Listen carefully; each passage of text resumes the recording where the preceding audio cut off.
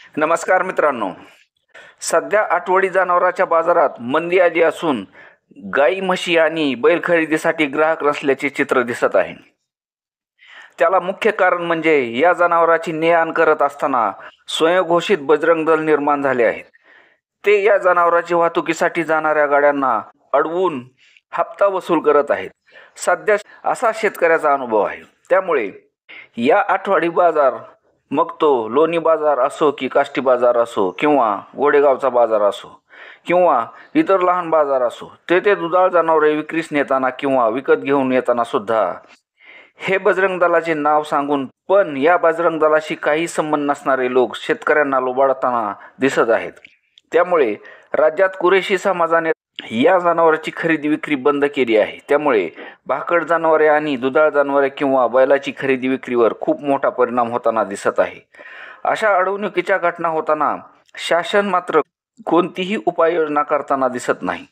दुधाळ जनावरांची वाहतूक करताना ती जनावरे सुद्धा गोशाळेमध्ये जमा करण्यासाठी या टोळ्याकडून धमक्या दिल्या जात आहेत आणि शेतकरी गोशाळेत जमा करायला तयार झाला की तोडपाणी करण्यासाठी 5-10 हजाराची मागणी केली जात आहे. तसेच व्यापाऱ्यांनाही त्रास दिला जात आहे. अशी लुबाडणूक करण्यासाठी गावोगावी या टोळ्या तयार होताना दिसत आहेत. आम्ही बजरंग दलाचे आहोत असे सांगतात, पण प्रत्यक्षात बजरंग दलाचा आणि त्यांचा काही संबंध नसतो.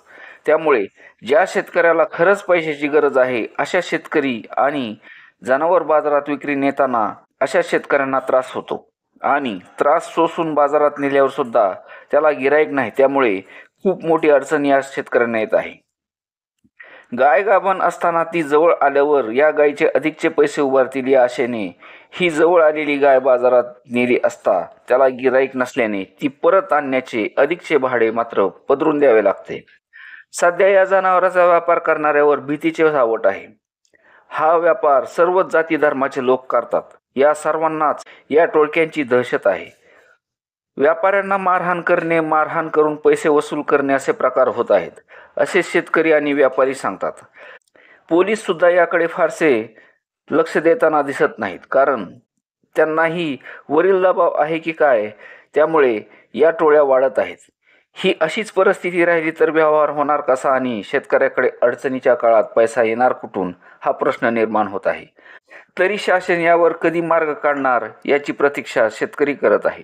धन्यवाद. अति हे नाही चालवलं काय